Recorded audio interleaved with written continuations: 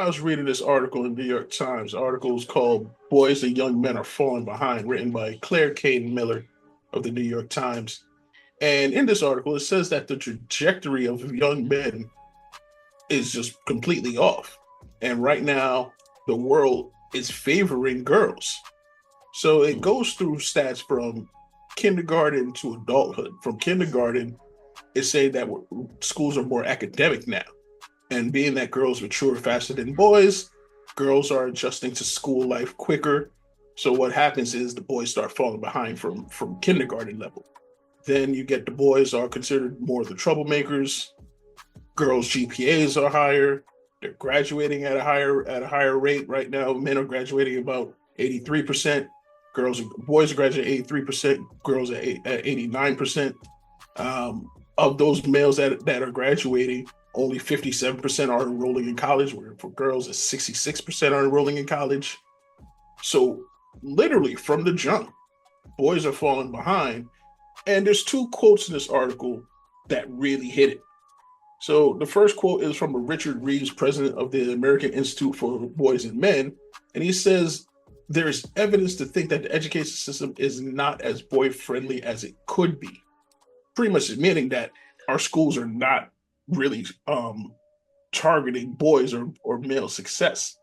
The other quote comes from Rob Willer, a professor of sociology at Stanford, who says, the contemporary American economy is not rewarding a lot of characteristics associated with men and masculinity, and in the senses those trends will continue. So I want to come to everybody, but I wanted to go to C Square first because he's a man who's raising two boys. And he has daughters too. What are you seeing out there as a parent? What do you see in raising your boys in America today? Yeah, man. Listen, when I hear stories like this, articles like this, as a parent, it hurts the heart. You know what I'm saying? And I think I see it. I see the evidence of what they're speaking to. My first question, though, truth be told, was I don't know that this is new, right? I think when we were going to school, sitting still in the classroom and girls maturing faster than boys was evident, was prevalent.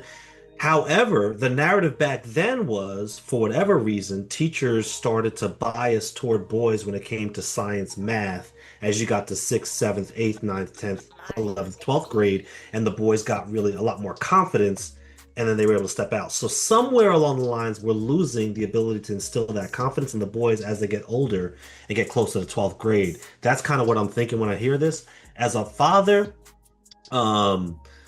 look, man, it's concerning, and I see the evidence, especially in my oldest son, very creative, very talented, but really just kind of threw his hands up around the school life and said, hey, look, I'm gonna get this thing done, but it's not me.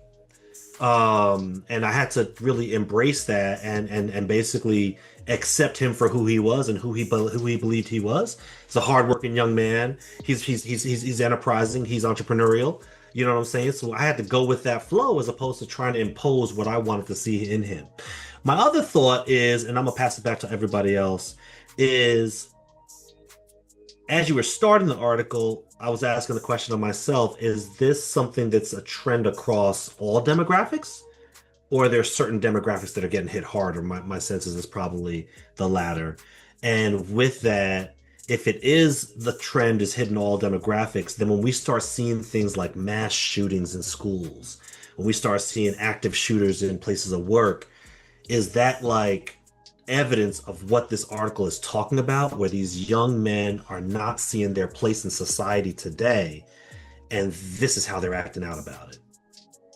See, Square, you said a lot there, but definitely I can see a connection between the emasculation of men and now the violent outbursts which happen time and time again in our media. But C Square, we had this discussion and we were talking about your son, and one of the things that you said that I found quite profound was that when he was getting the high grades and getting the accolades, the other kids, and let's be real, especially the black kids, they making fun of him. 100%. And I've seen this for myself. I lived it myself. I lived it. And you lived it yourself, where Yeah, no people doubt. make fun of you for getting good grades. And I think Right. this is a problem, a trend we need to break in our community, where you should not be chastised for getting high grades and accomplishments to the point where you are now going from an overachiever to an underachiever. We have to reward overachievement and not celebrate underachievement. There's nothing to celebrate about that. People are too comfortable. They don't want to do anything uncomfortable. And then they're doing everything that's comfortable. So it's easier to act ignorant. And that's a problem in a lot of our poor neighborhoods. There's too much ignorance. Yeah. But one thing to touch on some of the points that C Square made, going back to the article, young people today feel that girls or young women are equal, if not have surpassed young men. And a lot of young men feel devalued.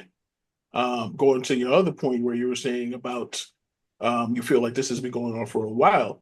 Through other studies that I've done or self studies, a lot of this goes back to teen pregnancies in the 80s and 90s. And the way that you curb teen pregnancies is to have the women be more independent. So by that time, we started doing more things to encourage girls to enhance women in our society, which is all a good thing. I'm not against anything like that. I'm a girl dad. I want my daughter to have all the opportunities that she possibly can have. But that's a big part where we shifted the focus to female enhancement and not really focus on male enhancement. And the article also touches on this. We've gone from a labor work system to more of a service system. So men have fallen behind in with the disappearing of the labor jobs, and women are excelling at the service related jobs. But Ms. Minga, let's get you in here. You're a mother. You work with the youth. These are all excellent points, and I agree with everything that's being said, because I see these statistics being manifested in so many ways in my community. And I will say that it is sickening. It is horrible.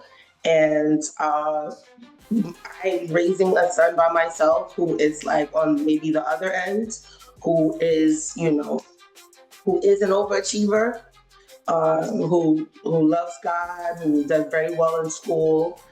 And I'm part of that as a single parent without the other person around like that. So I'm just taking in everything that's being said and then looking at the connections, because Professor G just talked about those 3 levels. And if you're an animal, right? If you're on that level and you're raising kids, maybe also the result of the statistics that you speak of. So are these right? So if you're an animal, then you're going to raise an animal. The animal's going to raise an animal, and that cycle continues. So it's just are you broken and you're raising? Oh, okay. So this is what I'm thinking of. Animal, essentially you're going to raise an animal.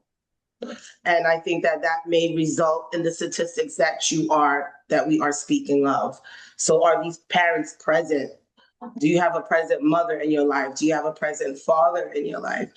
Is what I'm thinking of when I hear these statistics. So but Professor G and Minga, you both work with the youth, different aspects.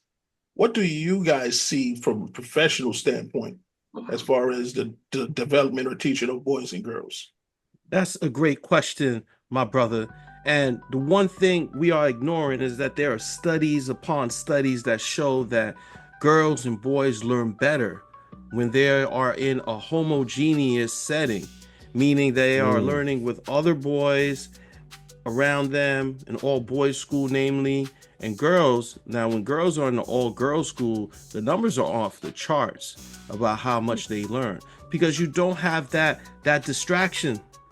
And we're not talking about things that are common sense. When you're going through puberty and your hormones are off the charts and you're sitting in, especially in junior high school. I've always heard, hey, if you want to be an alcoholic, just work in junior high school. Why? Because the hormones are off the charts and you're trying to manage all that and you're trying to get kids to learn.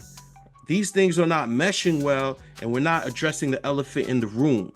So you may want to look into that, if you're a parent, if you could afford it, putting your kid in an all-girls school or all boys school. A lot of these religions, that's how their schools are separated. When you go to these ultra-religious places, the girls aren't learning with the boys, and the boys aren't learning with the girls. And you don't have to be super religious to take a hold of fact and studies that show how your kid will learn better. Don't worry about society and all these things they say and how everyone's the same. It's just not true, and we have study upon study that shows that.